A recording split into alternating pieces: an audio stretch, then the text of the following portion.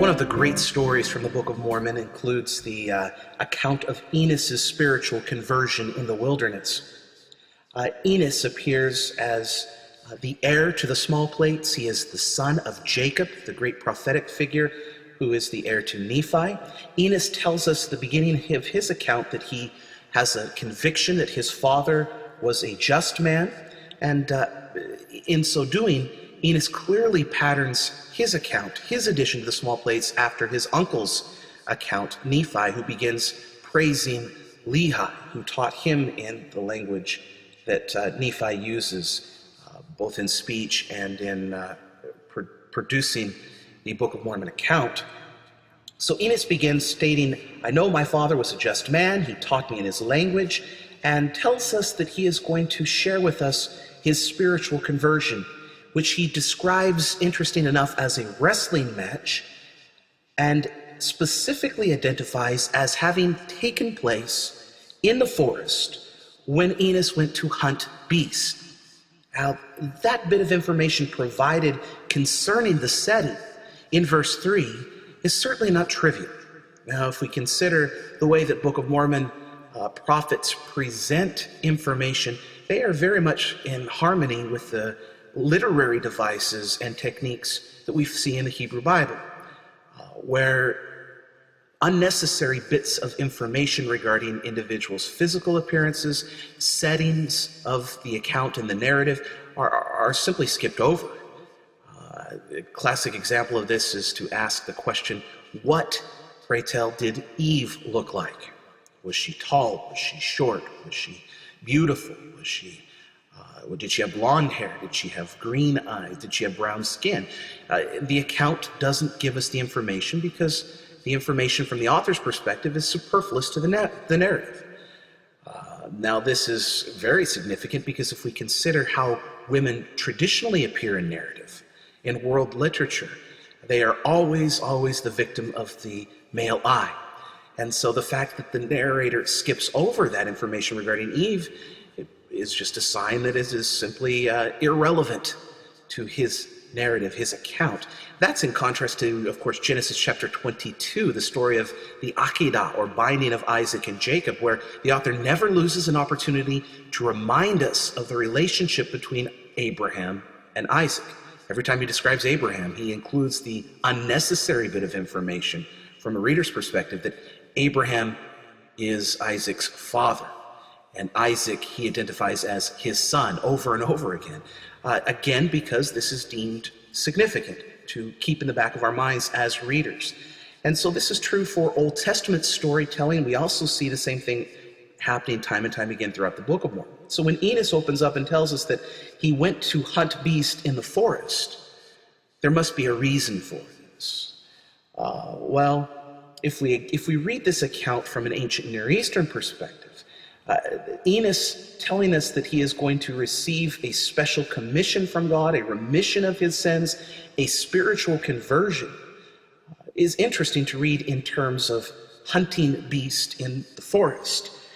There is not a lot of information regarding this perspective in the Bible, but we can turn, however, to the description that is provided in the book of Genesis concerning Nimrod, the mighty hunter.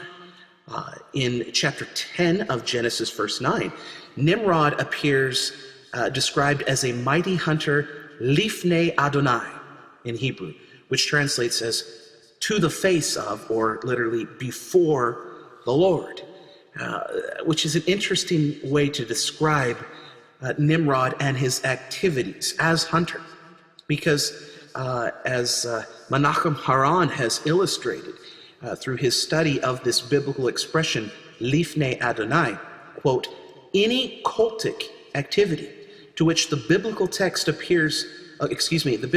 applies the formula before the Lord can be considered an indication of the existence of a temple at the site, since this expression stems from the basic conception of the temple as a divine dwelling place and actually belongs to the temple's terminology.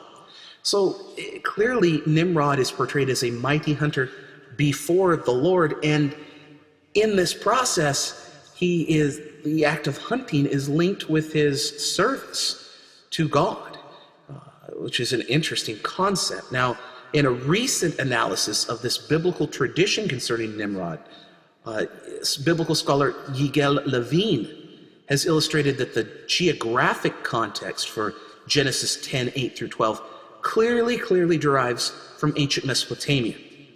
Now, the article that I'm referencing derives from Vetus Testamentum 2002, and the article is entitled Nimrod, the Mighty King of Kish, King of Sumer and Akkad. It's page 350 through 366.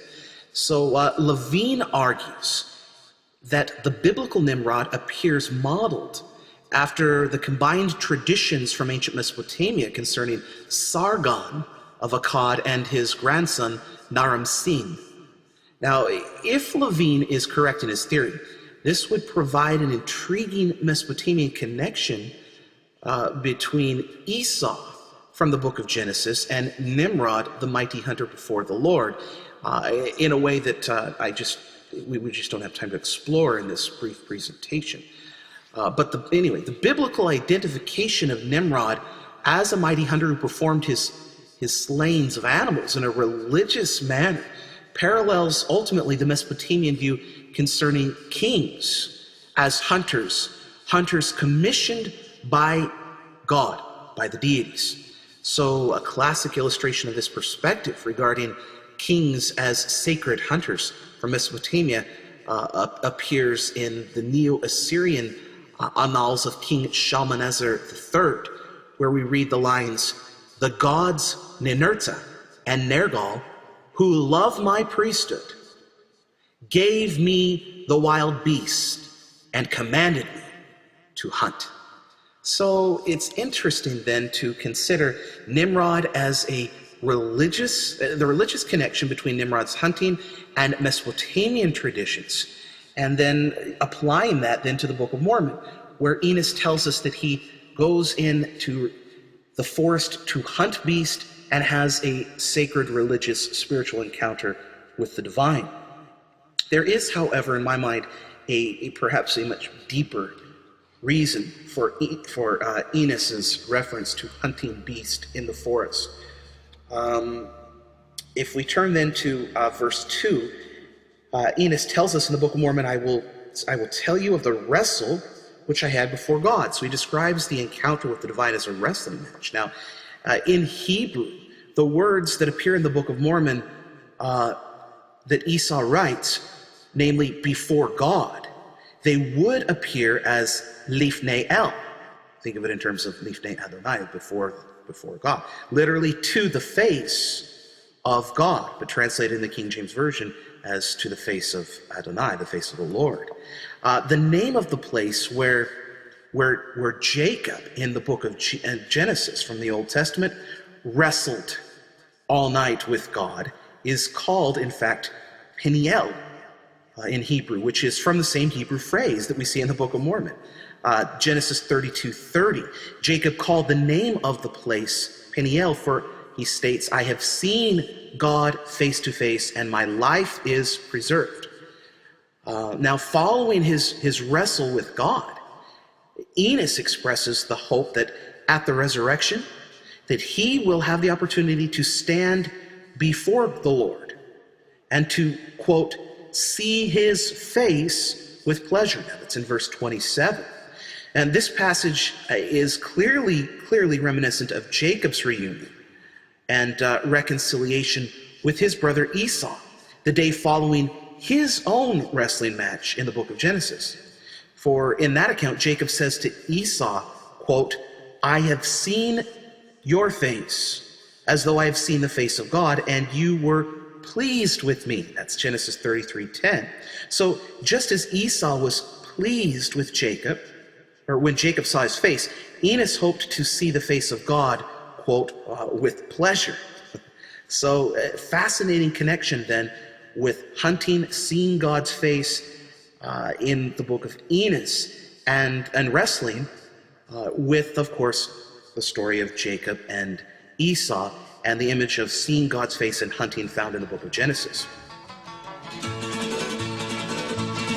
Well, let me tell you the story of a man named Charlie on that tragic and fateful day. He put 10 cents in his pocket, kissed his wife and family, went to ride on the MTA. But he never returned, no, he never returned, and his fate is still unlearned. He may ride forever 'neath the streets of Boston.